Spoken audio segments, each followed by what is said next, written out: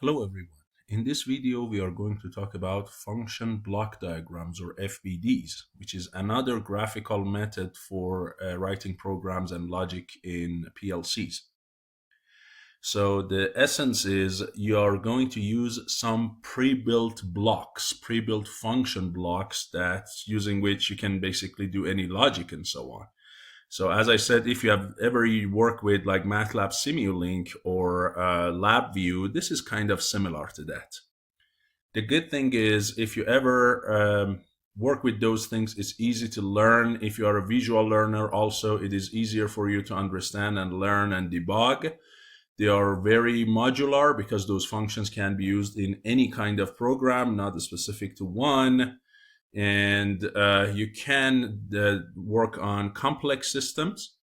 And of course, right after the ladder logic, this is, I would say, the second probably, or probably getting to the first place in PLC programming languages. But definitely after ladder logic, FBD is the second most common method for programming PLCs. And it's very simple. The components are the inputs that go to these function blocks, and then the outputs, and of course wires to connect them together. So it's very simple.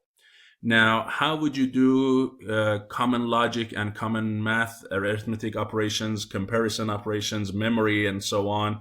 Which blocks do you have available? Let's talk about that. So simple block logics, you have like and, or, not. So for instance, you have a block like this that is input 1 and input 2 are basically combined with and then the output is simply input 1 and input 2. Very simple. And then you have or. Now or, it's not written as or, it's written as bigger than or equal 1. So basically this is like if input 1 plus input 2 bigger than or equal 1, that is similar to saying or. Why? Because remember that for logical gates, these inputs are all binaries. For these two, they are binaries. They are only zeros and ones. And you know that in an or logic, if both of them are 0, then of course, if both of these are 0, the answer is not bigger than 1. So it's going to be the total, this logic comparison is going to be 0. If one of them is 1, then it is going to be true. If both of them are 1, it is going to be 2 bigger than 1. It is going to be true. So you see the output of that is always true unless both of them are 0, and that is exactly how you do AND. So this is how you show AND in a function block diagram. XOR is interesting. This time, the sum of them should be equal to 1. So this time, input 1 plus input number 2 should be equal to 1. It checks this. And of course, the answer of that is 1 if and only if only one of them is 1. If both are 0 or both are 1, the answer is not going to be equal to 1. And that is exactly the same as saying XOR of input 1 and input 2. Okay, so if you see equal 1, that is the XOR logic. Now for not and for assignment is just an equal sign. So output here is equal to input. If you see this circle in front of anything in function block diagram, that circle is a not. So here output is not equal to input, okay? Right? So not equal in MATLAB is shown in like this. In some other languages, it is shown like this. So here the output is not equal to input. It's the not of that. So that is a not. This is an assignment. NAND, look at this. It ANDs in and out and then not it. So this is not of in 1 and in 2, and that is exactly not AND or NAND.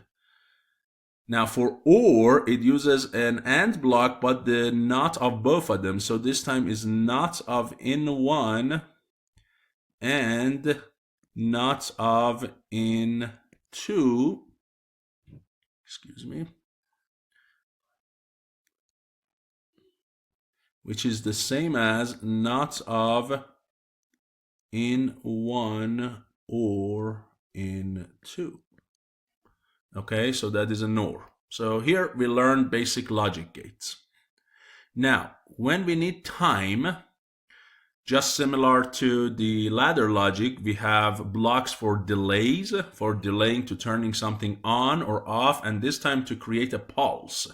So we have an on delay timer or TON, we have an off delay timer or TOF, and we have a pulse timer or TP.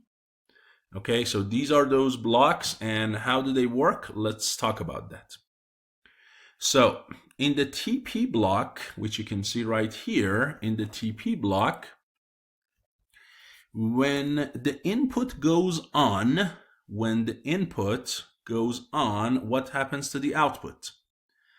The output, and remember that both of them are Boolean, okay? They can only be 0 and 1. So when the input goes from 0 to 1, like you can see in this graph, so it jumps here from 0 to 1, what happens?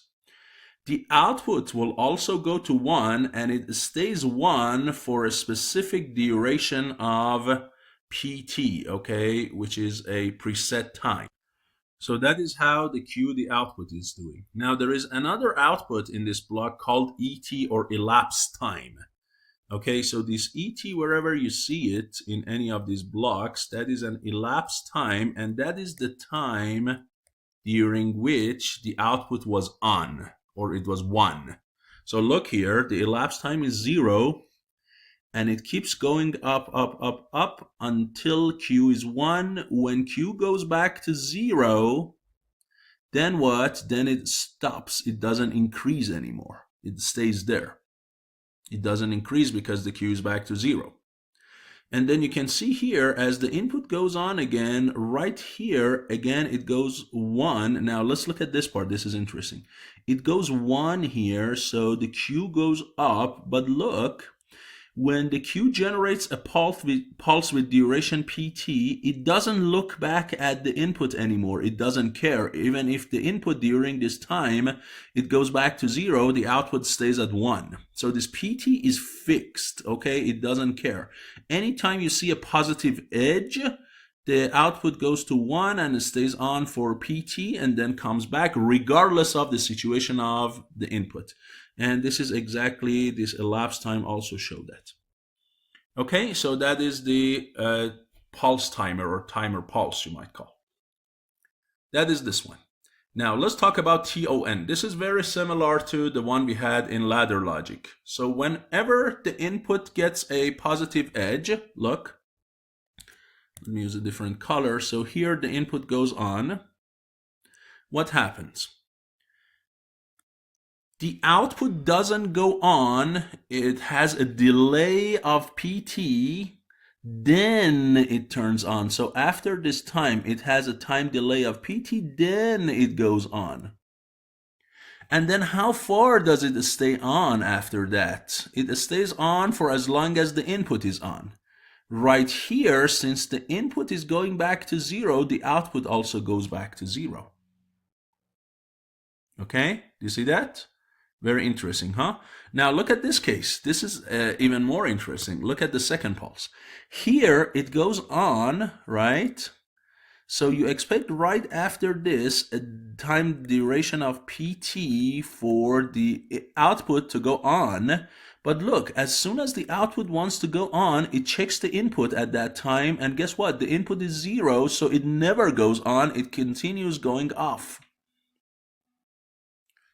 And a similar thing here, right? So you see it goes on after this PT, the input goes on, the output goes on, but this time the input at that time is on, so it stays on for that duration. So for the output to be on, a PT time of a positive edge in the input should have passed, and at that point the input should be on, otherwise the output will not go on.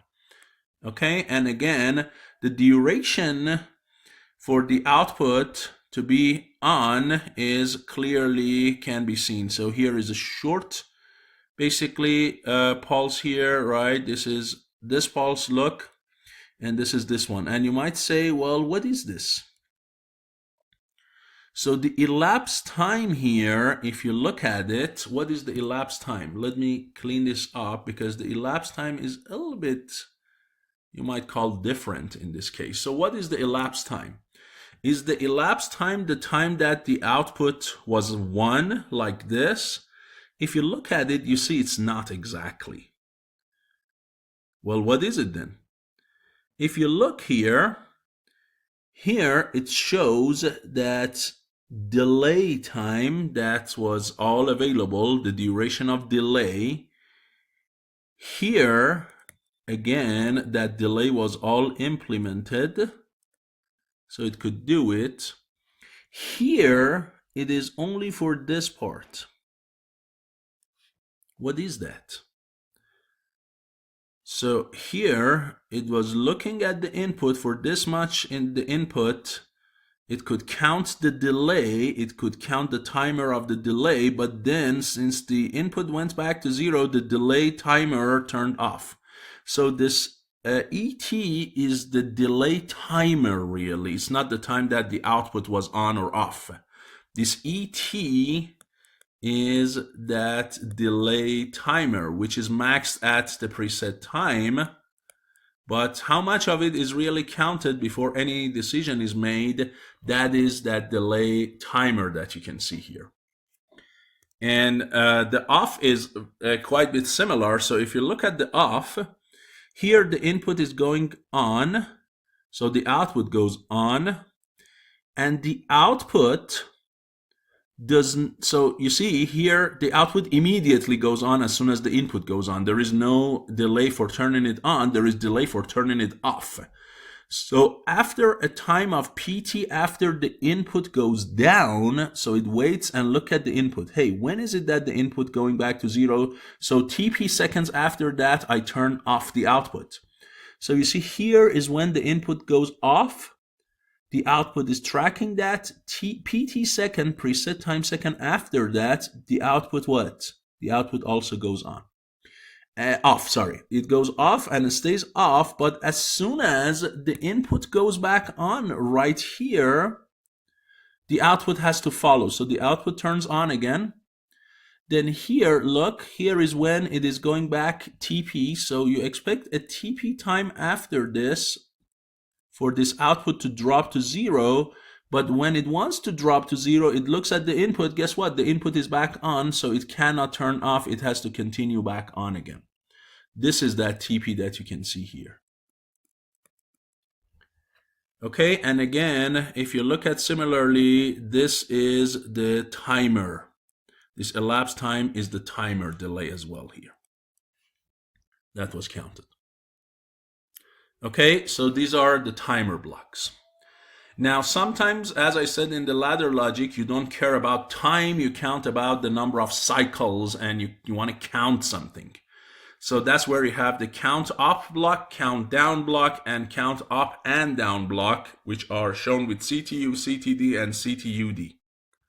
So what does the CTU do? Each time there is a pulse, a positive rising edge on the input, CU, okay, on the counter up, what happens?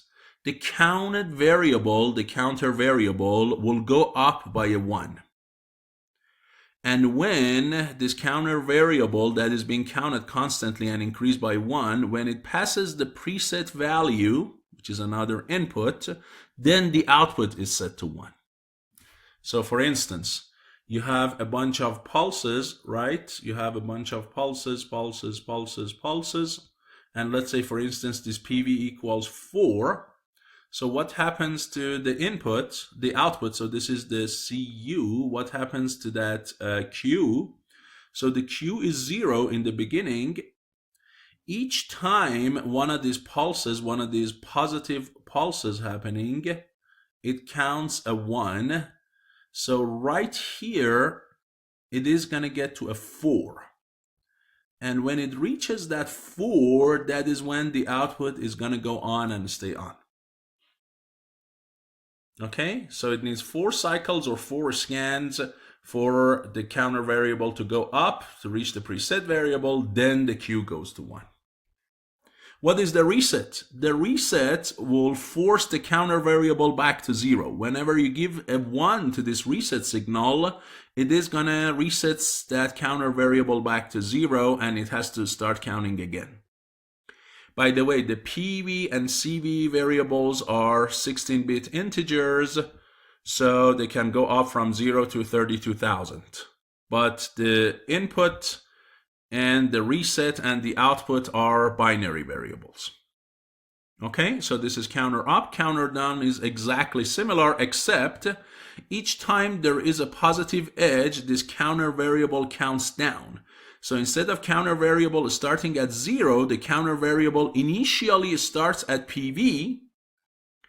At any time that CD has a positive edge in it, the CV goes down. So the CV becomes previous one minus 1. In this case, this previous one, it goes up by a 1.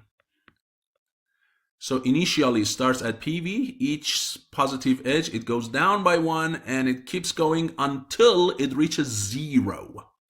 Whenever it reaches 0, then the output is set to 1. What is this load input? This load input acts similar to reset, except reset forced the counter variable to go to 0. Load would reinforce this condition, would put CV back at PV. So it resets it, but not at 0, reset it at PV. Okay, that is your load input. And then the counter down and up will do both of them together. Okay, it's just a combination of the two. So you see you have preset variable, you have reset, you have load, you have counter up, you have counter up signal, counter down signal, counter variable, and then QU and QD. These are the two outputs. One of them corresponds to the counting up, and one of them corresponds to counting down. Okay, so you can use one and that to do both of the jobs, counting up and down. Is that really needed? Well, yes, you can sometimes use this in anywhere that you have to both count up and down, like keeping track of a repository, because something is being added to the repository and something being taken away from the repository. In those cases, instead of two of these, each one separately, you can use just one of that. And we're going to see that in one of the examples. By the way, going back, although I mentioned them up here, some of my pictures are taken from this amazing website, PLC Academy, and the examples that I'm going to work on, they are taken directly from the Siemens website. Okay, so I owe some of my pictures and my examples to these two great websites, and they are really, really great. They have not probably explained orally like what I'm doing, but a lot of this material are on their website, and they are really good and amazing for learning PLCs. Okay, so I guess we talked about that. Now, do we have math blocks? Of course we do. We have all sorts of math blocks: addition, subtraction, multiplication, division, mod, and the negation. Okay, so we have the modulus, we have the negation, and there are more blocks for like square roots, square root, sine, cosine, arctangent, arcsine. So there are math blocks for kind of anything that you can imagine. Okay, so like for instance, if you just want to look at one of them, like let's look at, for instance, this subtraction. What is this subtraction doing? So here you have input 1 and input 2. So clearly the output is input 1 minus input 2. It subtracts for sure. What is enabled? What is this enable input and enable output? So enable input is basically controls whether the block should be executed or bypassed. So output is equal to input 1 minus 2 if and only if this en equals 1. If this enabled is equal to 1, then this block will be executed. If it's 0, nothing will happen. What is enabled output? It just shows the status of the operation. So it indicates whether the operation has been executed successfully or not. If it is, then it goes to 1. If it hasn't, it goes to 0. That's the INO or enabled output in any of them. Okay? It's just a logical basically value. We have comparison blocks. So we have equality. It checks whether they are equal. It checks whether they are unequal. And this is the thing for it. Now, in this case, input 1 and input 2, they do not need to be logical, okay? They are not logical gates, they are comparison. So input 1 and 2 could be integers. Okay, that's the difference between comparison blocks and logic blocks. This time they can be numbers other than 0 and 1. Then we have bigger than, we have less than, and we also have bigger than or equal, and we have less than or equal. We have this kind of blocks as well.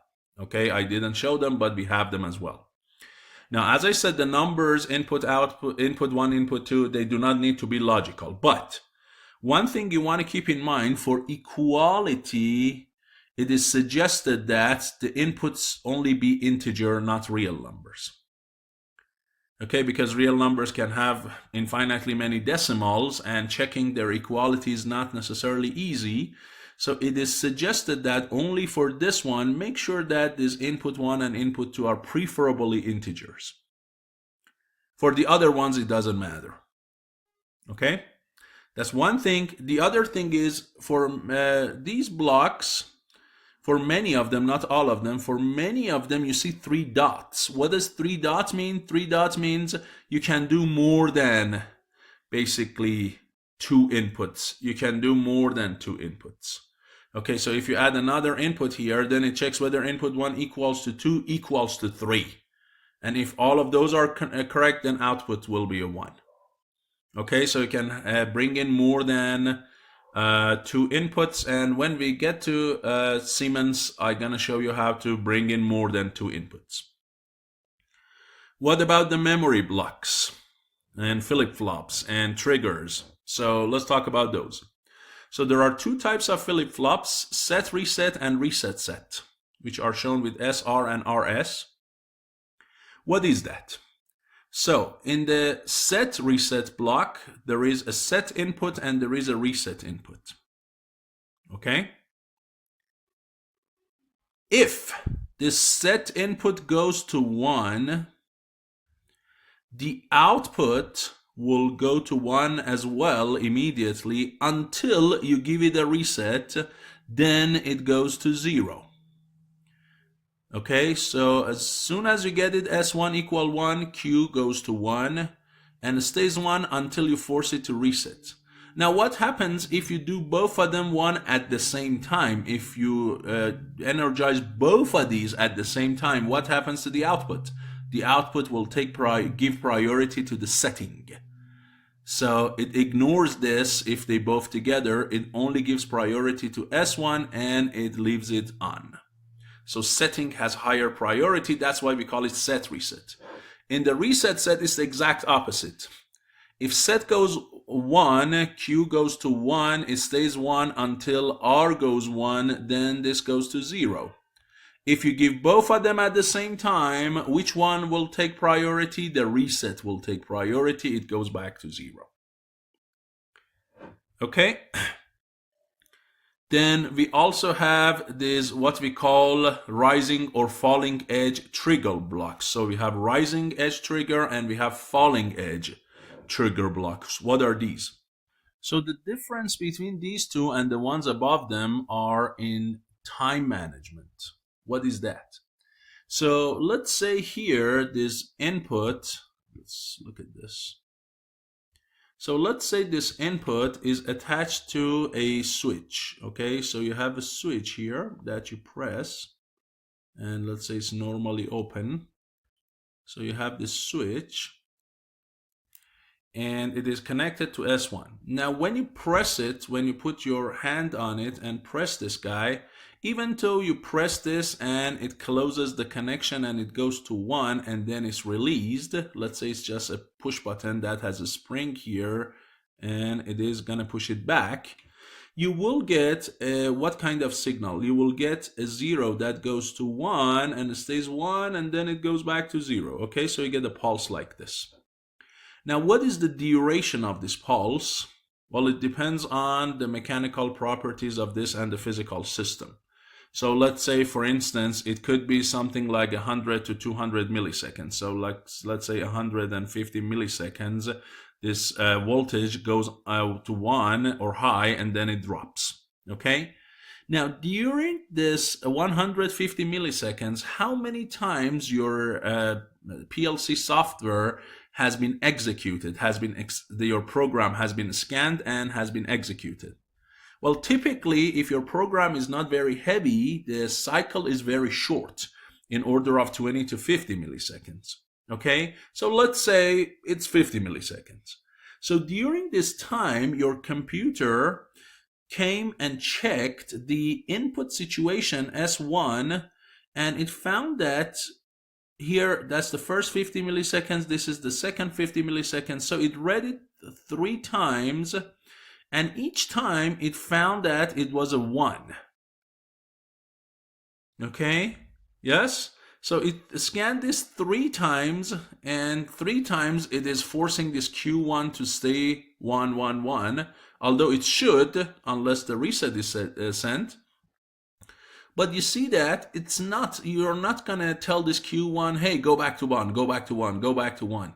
Or if it was attached to the reset, hey, go back to 0, go back to 0.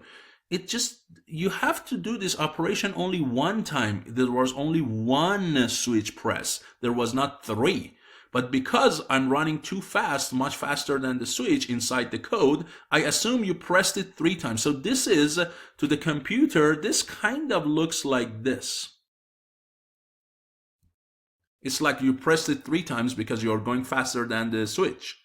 So is there anything I can do that I only count this as 1 time signal, not 3 times, regardless of how fast my code is and how fast my switch is? The answer is this kind of block. This kind of block, CLK, it looks at the rising edge. If the edge is raised, it sets this output to a 1, okay? And then it doesn't keep going back and scanning this CLK anymore, okay? Unless the next pulse comes in. So this one only counts each pulse once, regardless of how much is the duration of the thing is. Okay, so if it goes up by 1, it counts it as 1 and stays 1. This one, when it goes down, then it sets the output to 1. Okay? So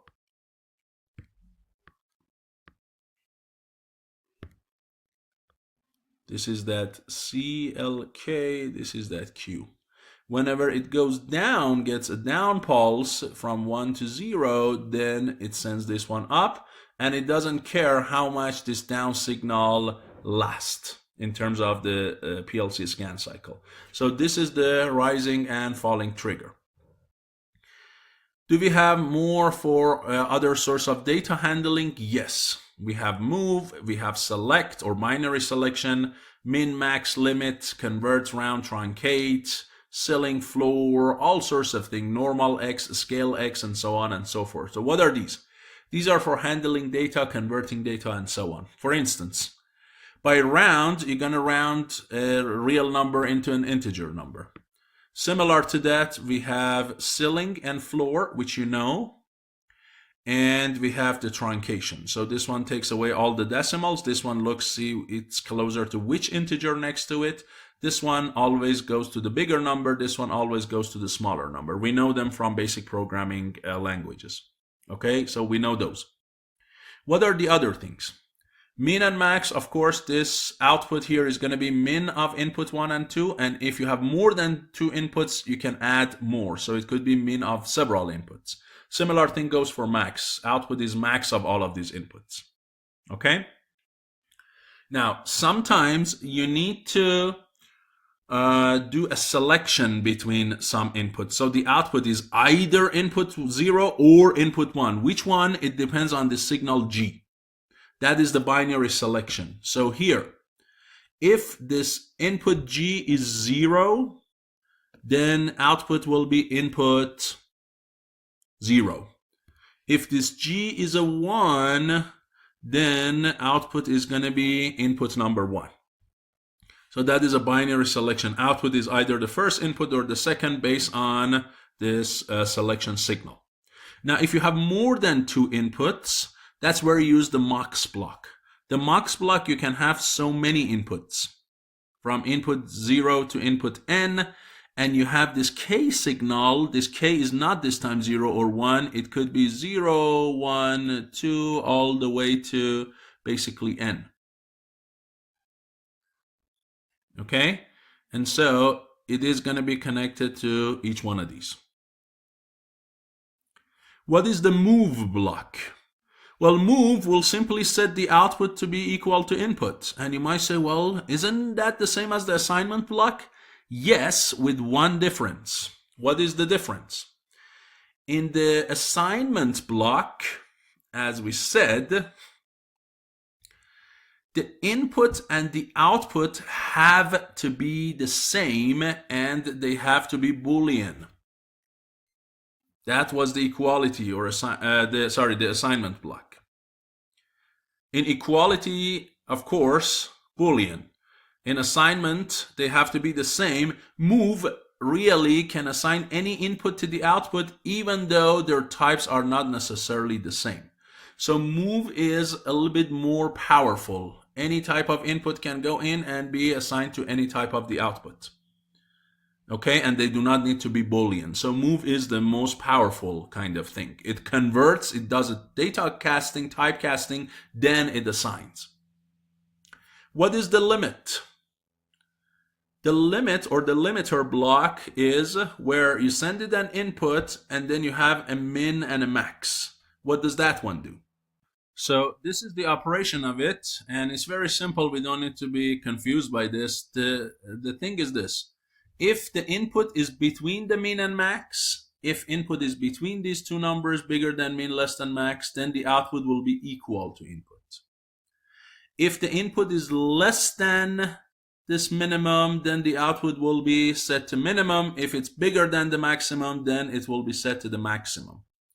So it is like a y equal x function, but with thresholds on min and max. So if I want to do a plot on this, this is your input, this is your output.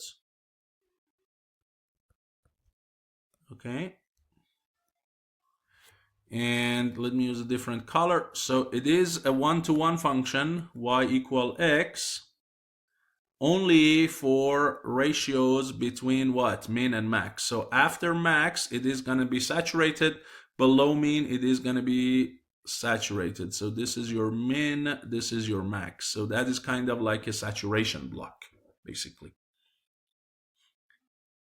And then we have scale and norm. What are the scale and norm? The norm, as the name says, it is going to normalize your output to a range of 0 to 1. So your input to a range of 0 to 1. So let's say your input could be between any two numbers. Let's say, for instance, between -10 and 6. It is going to force it to go in a range of 0 to 1. How? Any number in the input is subtracted from the minimum of it and divided by the range. Okay? So that will force it to go between 0 to 1. So basically the output, right, it is going to be input minus 10 divided by 6 minus 10. So 6 will go to 1, -10 goes to 0, and any number in between goes between 0 and 1. That is normal x. Now, if you want to map this -10 and 6 to a range other than 0 and 1, then you would basically use the scale x block. That is where you're going to scale the range into another range, which is basically between minimum and a new maximum. So you want to go from this range to, let's say, a range between -1 and 2. That is where you say this is min, this is the new max, and first it converts it to this range, and then it goes from this range to this new range. Okay, and here you have to basically multiply this by the new range and add it to the -1. So this time the output is going to be a -1 and then plus basically 2 minus -1 times input.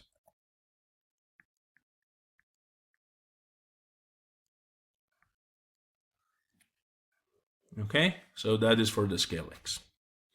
Good. Now, is that it? Is there any more block? Yes, there is. There are tons of blocks. If you want to basically know more about these blocks, go ahead and go to this PDF file that I have here, and it is on Siemens website, and you can see tons and tons of more blocks. So that's this PDF file, okay? So if you want to find the function block diagram for different types of PLCs, there are lots. Now here you see it's S7 300 and 400 only. The one I'm going to be using is 1200, so there should be a lot more blocks. But there are lots and lots of blocks you can see for basically floating point math, for move instruction, for shift and rotation, status bit, and so on, word logic. So there are tons and tons of these blocks. But here we just want to get you introduced to this topic. So now let's go ahead and look at 3 examples here. Example 1 is, and these examples are coming from the same document basically. So here you have a conveyor system that on the left side of it, it has a start and stop button. On the right side of it, there is a start and stop button. The motor is going to turn on and move the object from the left side to the right side. At the right end, you have a sensor, which is a normally closed sensor. And when the object pushes against that, it is going to open that sensor at 5. And then the spring is going to push it back to be normally closed again after the object is removed. Okay? So this is what we have. And we want to write a logic for this, for basically reading the sensor S5, reading the inputs S1, S2, S3, and 4, the start and stop button on ends, and based on that deciding whether we should send this motor, which we show with variable Q4, to turn it on, off, or what should we do about it. So the first thing you can see that pressing the start button on either the left side or the right side of the conveyor will turn it on. Now, why would you add 2? Sometimes these conveyors are very long. They are not like 1 or 2 meters and so on. And you want to be able to operate it from any end. So you might add more than 1 start or stop. So you see the start S1, which symbol of it is S1, but the address of it is I11, and the other start, which is I13, any of them goes to an OR block, it will turn the motor on. You see, you're doing a set, you're turning it on, and that's all it is. So the output is OR of input 1 or input 3. And these are not the kind of buttons that you press and it bounces back. When you press them, they stay pressed and they stay on, right? So they close the circuit. Now what? Now, if you press stop on any end, so the left one or the right one, I12 or 14, if any of them is pressed or the sensor I15 is detecting an object, you want to turn the motor off. Okay, when the object is reached here, you want to temporarily stop the conveyor so something is processed on it or somebody be able to take it out, right? So there is no extraction mechanism here. Maybe you need to do some processing or something. So you have to stop the conveyor, let the process go. So sensor detects or somebody stops, all of them should stop the system. And that's it. So this is turning on or off a motor based on the starts, stops, and a sensor. Extremely simple. That's all it takes, these 2, to get the system done, to run or turn on or off the motor. Of course, because motor only has 2 situations, on or off, set or reset, as you can see here. And there are 5 inputs. So these are the 5 inputs. This is the only output, and it could be set or reset. So that's all it takes. Very easy. But not always the system is that easy. So let's look at something that is a little bit more complicated. So this time you have a room, and this is a cold room. This is where you keep stuff below 0 degrees Celsius and frozen. Okay? Now, how would you touch this, sense the temperature? I'm sorry, using, of course, a thermistor or a thermocouple. So you have a temperature sensor. Okay? Good? You do that, and you check it. If at any point the temperature in the room goes above 0, you are going to turn on the cooling system. For how long? For a preset time. So it's not going to go on forever. You just turn it on for, I don't know, 20 seconds, 1 minute, 10 minutes, something. And when this cooling system is on, you have to turn this light on to indicate that the cooling system is running. Good? So this cooling system on or off is an output. This lamp is an output. The temperature sensor is an input. And there is also a reset button. What is that? Let's talk about it. So this light will go off when one of these things will happen. Either you press the stop button. Okay, so there is also a stop button that you can press. That will turn the cooling system and the light off. Or the preset time has elapsed, so the system worked for 10 minutes that you wanted, and now it should go off. Or during this time, the sensor senses that the temperature already gone below 0, so don't use the cooling anymore. It's already back to below 0. Go ahead and turn it off. Simple logic, right? What is the reset here? Now, if the preset time has passed and the temperature is still not below 0, what should you do? Now it should allow the user to press on the reset so the system starts cooling again.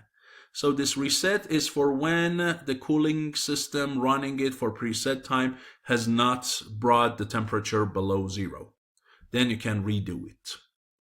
So one of the things I want you to look at is when you write logic for control of any system, you have to consider all different scenarios. Okay, so this is very, very important. Consider all scenarios, okay? You have to consider, you cannot just imagine that, hey, well, or assume that because I'm running the cooling system, then it is going to bring the temperature down. Well, how do we know? Maybe it doesn't. You have to consider a logic for that, a sense for that. If you look at my previous video on ladder logic, remember we considered the scenario that you have a start button and a stop button. And what if somebody comes and by mistake, after starting the system and pressing this button one time, somebody comes and presses it one more time? Will that turn the system down? No. Remember, we always use the latch on the output. So as soon as the start is pressed one time, pressing it one more time is not going to have any effect until you press the stop button. So you are even considering scenarios for mistakes by the operators. So let me do that, including operator mistakes. That is what we call fail safe. Okay, so we want the system to be fail safe. If the operator made a mistake unintentionally or even intentionally, we don't want our products to be ruined. We want to consider scenarios for everything. That is the essence of any logic for control. Okay, that is the most important thing, and I want you to pay attention to that. Now, let's go back and look at the variables that are involved here. What variables do we have? As I said, there are 3 inputs. One is the sensor, one is the reset, and one is the stop. Now, if you look, all 3 are considered Boolean. Are they all Boolean? The matter of fact is stop and reset are a switch that is pressed, so they can't be Boolean. What about the sensor? When you sense a temperature, that's not really a Boolean. That is an analog number. So how do you get a Boolean out of a sensor? Well, the matter of fact is this is not really just sensor. This is sensor and then plus a comparison block. So one of those basically greater than or less than blocks, and with the preset value PT equals 0 is used along this temperature. Okay, so if I want to do it right, this goes to basically one of those, let's say, less than This goes in as the input, and then you have another input which is equal to 0, and then the output is going to be sent here. Okay, so the sensor plus checking whether it's below 0 or less than 0 is what is considered here as an input. That's why it's a Boolean. What else do we have? We have a max cooling time. That is that preset time that you want to run the system. And in this block diagram, it is shown by dbCool. Then there is a current cooling time, which can get out of a timer. So the timer, which is set for max cooling time, also at each point, remember, it gives you how much time is elapsed. So that is the elapsed time, and this is shown by dbCool time. And then we have the cooling system, whether you want to turn it on or off. That's a Boolean output. We have the light, that is a Boolean output, turn it on or off. And then a temperature variable, which is basically the signal state of the timer. Okay, we might not necessarily use this, but remember, any timer has an output state, and we're gonna give it a name here, whether we use it or not. So these are the inputs and the outputs of the system. Now that we learned this, let's go ahead and look at the logic of the system. Here we have two networks. Okay, we have two networks. In network 1, what are we doing? We are sending the sensor and it with not of reset, and sending the output of it to a timer block, a pulse timer block. What is it that this AND is doing? So this is sensor and not of reset. What does it mean? It means you have not pressed the reset and the sensor is on. What does on mean? So for this to be a 1, both of these have to be a 1. What does that mean? It means that the reset should be 0, means you have not pressed it.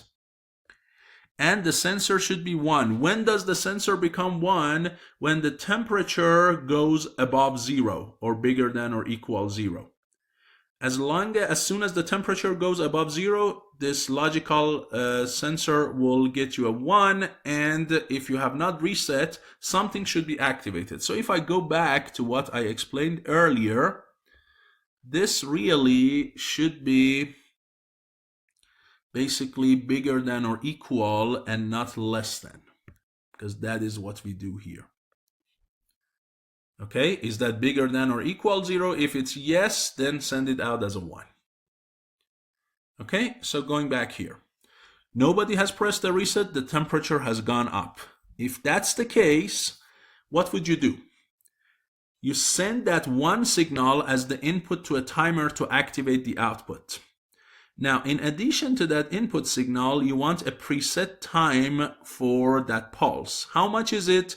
That is that maximum cooling time that you allow. Remember, let's say 10 minutes. So I only allowing the system to run for 10 minutes. So when this input goes on for 10 minutes, the output of this network 1 will stay 1. Okay, so if it was originally 0, now it goes to 1 and it stays on for 10 minutes. The output of this network Q is called the temperature variable. Also, you can see that the elapsed time that the timer is counting is also called dB cooling current cool time. Okay, that is one of these guys that we talked about. That is the current cool time. That's this one.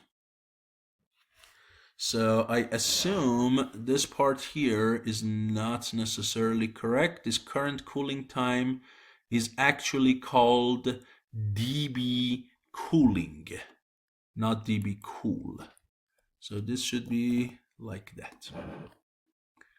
Why do you need that? Because remember, we said if during this operation, before the end of the 10 minutes, the temperature has gone back to below zero, you are going to stop the system. You don't need to go for 10 minutes. Maybe 5 minutes was enough.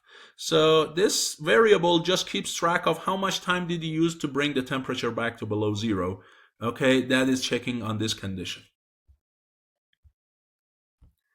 So you set this Q to 1. Okay, now does this Q set to 1, does it mean that anything is turned on? Is the cooling system or the light turned on? No, but we're going to use it. Where? Right here as the first input to the network 2. What does network 2 do? This is the network that turns the outputs on. How? It looks at the sensor. The sensor has to be 1, which means the temperature should be high. The output, the temperature variable should be set to on, which means not only the sensor is on, then the reset button is not pressed. And the stop should be a not. What does that mean? Means the stop should be off because the not of it should be 1. Remember, this is AND of 3 inputs. All of them should be AND for the output to be 1. So the stop itself should not be pressed. The reset should not be pressed. The sensor should say above 0. Then, under all this condition, you see 2 equal signs, not 1. What does that mean?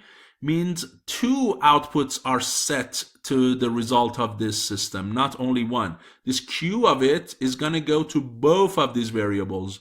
One, the cooling system, the other one, the lamp. So you see the lamp and the cooling system are just like each other. They are the same thing. As soon as this variable goes on, the cooling system turns on, the light turns on. When it goes off, the cooling system turns off, the light goes off. Okay, so lamp is simply equal to the same as the cooling system, the same as the network of the output of network 2. That's it. Okay? Yeah? Now what happens if you press on the reset or press on the stop or the temperature senses something? So what if below this 5 minutes, what if below 10 minutes, what if before the end of 10 minutes, the system has sensed that the temperature gone below 0? What's going to happen? Well, let's take a look. If that is the case, first of all, the sensor is going to go to a 0. As soon as that goes on, you see the cooling system and the light will turn down, will be shut down, just like that. If you press the stop button and make this a 1, the not of it will be 0. Again, the system will go off, just like that. So you see, pressing the stop button, temperature going below 0, any of them immediately will shut down the system. What about the reset? If reset is pressed, this guy becomes a 0, that guy becomes a 0. So the input to the timer will go to 0. Now, what will happen if the timer is in the middle of the working of it before the 10 minutes? It is being reset. What's going to happen? Well, for that, let's go back and look at the pulse timer again. Let's see what the pulse timer does, right? So if we go back and look at the pulse timer, you see that, look,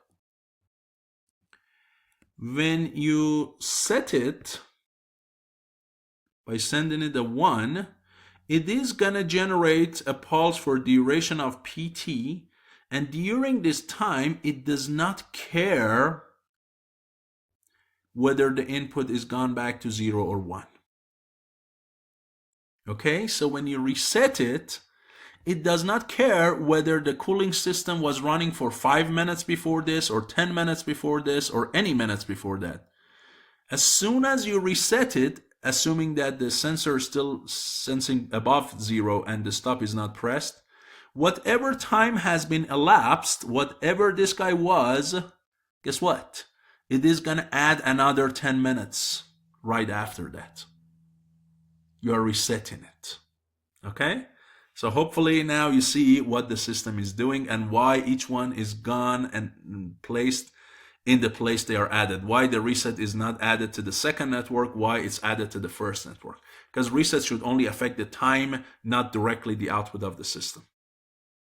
It's the sensor and the stop that are directly affecting it. So they are directly connected to it. Now, the last one that is a little bit more complicated than both of the previous ones is a storage system with two conveyors. So you have a conveyor built in that brings the packages inside the storage area, which can only accommodate up to 100. And then there is a conveyor 2, which will take the packages out of the storage area. Now, at the end of conveyor 1, before the packages are dropped to the storage area, there is a photoelectric barrier that anytime an object blocks it, it sends a pulse. It counts basically how many objects have passed it. And there is one here that anytime an object leaves the storage area, again, this one counts and it keeps track of how many are leaving the storage area.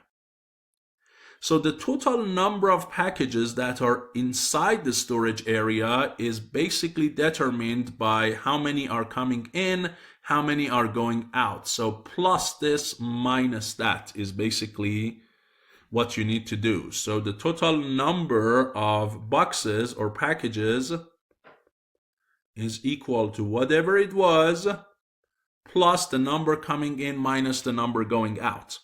So you see, you need to count up and you need to count down at the same time.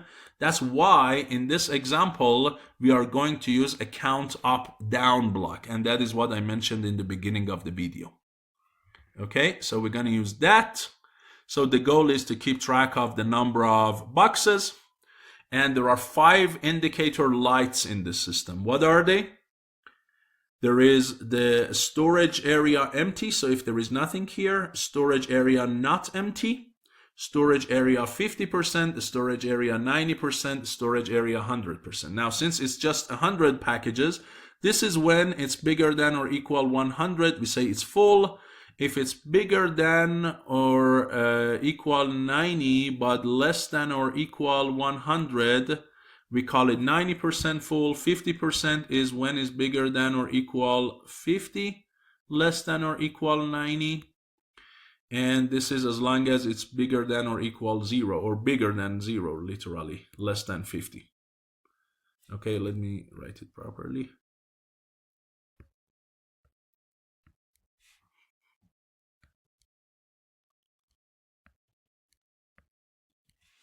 And this is when it's, of course, 0. Are we controlling the motors here? No, there is no logic for motor control here. The only thing is keeping track of the number of boxes in the storage area and showing them on one of the lights. And reading these 2 sensors, photoelectric barrier 1 and photoelectric barrier 2. That is what we have. Okay, so the table here is what you can see. Now, some of these variables you can just really skip if you want and make it a little bit simpler, but it's fine. I mean, like, even if this table is too big, we still can basically handle it. So there are 2 signal inputs that are coming in, photoelectric barrier 1 and photoelectric barrier 2, and they are Boolean. Again, look, they are not really the counts. The job of counting is by the counter block. They are basically the pulses. So they are 0 or 1. Anytime an object blocks them, they throw a pulse, and so they are Boolean. Okay.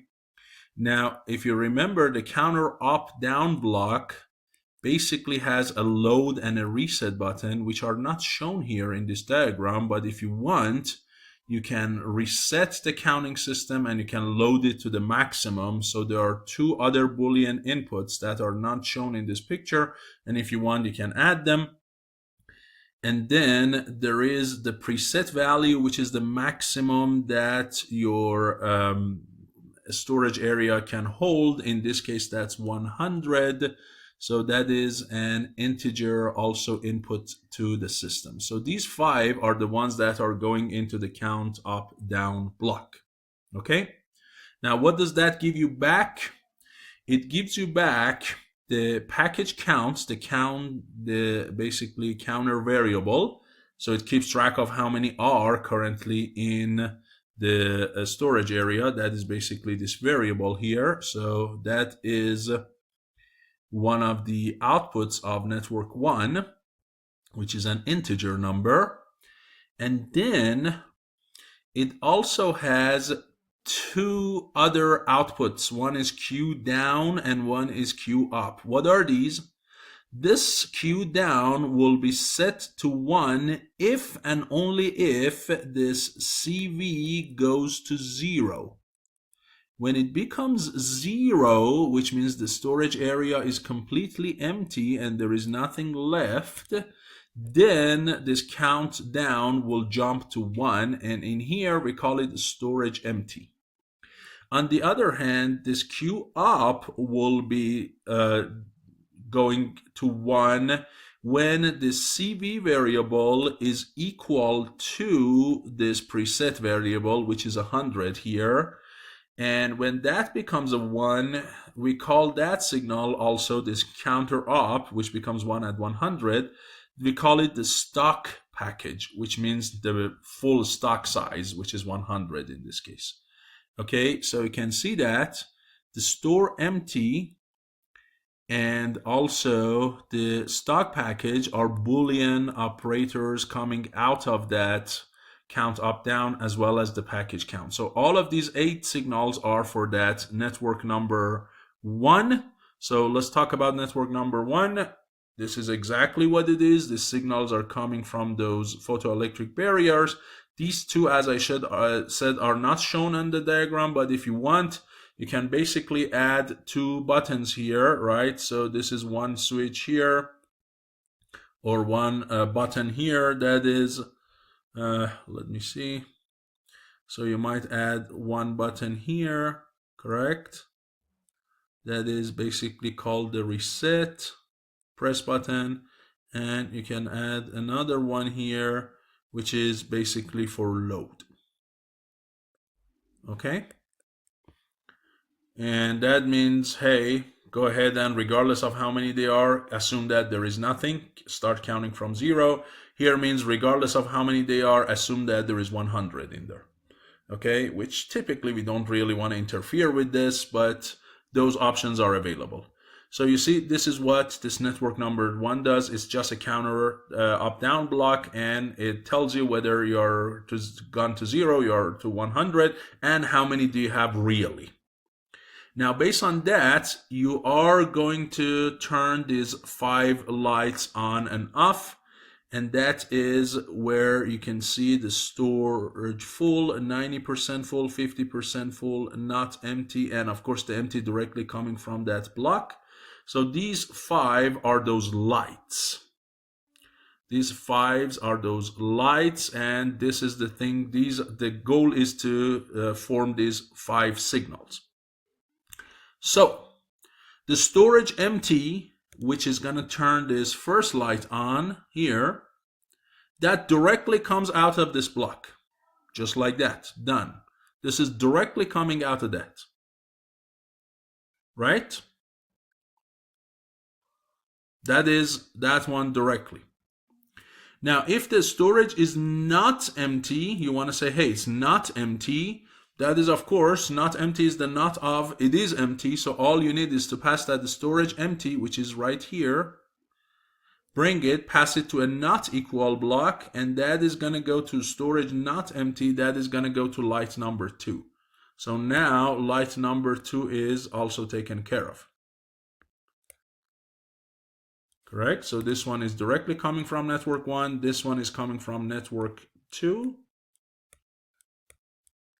Now we need to form these 50, 90, and 100 based on this counted variable, based on this CV. So for that, we are going to have networks 3, 4, and 5. So look at network 3. What do? I bring that package count, that CV variable, and I bring a constant integer volume 50. In this case, this is 50% of 100, which is 50 counts. That is just a fixed number. Instead of that, you can just say 50. Okay, but here for that 50, we gave it a name to make the program really parametric. So we gave it a name here. And for 90 and 100, we gave them names, okay? and they are integers that are inputs to the system. So we compare that against 50 and say, is that bigger than or equal 50? And is that less than and equal what? 90? If it is, if it's and of the two, so it is like this,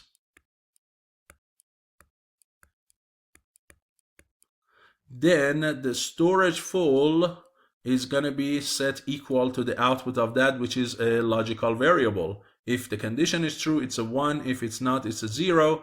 So that 1 or 0 will be now sent to this third light, and that's where this third light will turn on and off based on the number of variables being counted. A similar thing is done for the other one. So now you say, is it bigger than or equal 90 and less than 100? If it is, then the 90% full is going to be set to this. And for the last one, we're going to check it if it's bigger than or equal 100. If it is, the last light, which is a store full, is going to be turned on. So you see networks 4 and 5 are going to take care of these lights. And that's it, done. So all you need are these counter up down, the not, the assignments, and these comparison operators. That's all you need to get this one on. Now if you have to do more logic, turn these motors on, off, do a lot of more stuff, you have more and more blocks, and in general it could be really very busy. But that is the essence of function block diagram programming. So hopefully it was useful to you. In the next video, we briefly go over structured text. I know in one of my previous videos, I said that I don't want to spend a lot of time on it, and I still say that I don't. But I think since the format of it, the syntax of it is not exactly like MATLAB or Python or C, I would like to briefly talk about the syntax of a structured text. And then after that, we're going to go to the actual software, Symantec, and do these kind of programmings in the Symantec simulators, and later on by adding the physical hardware. Thank you so much for your attention. I'll see you in the next video.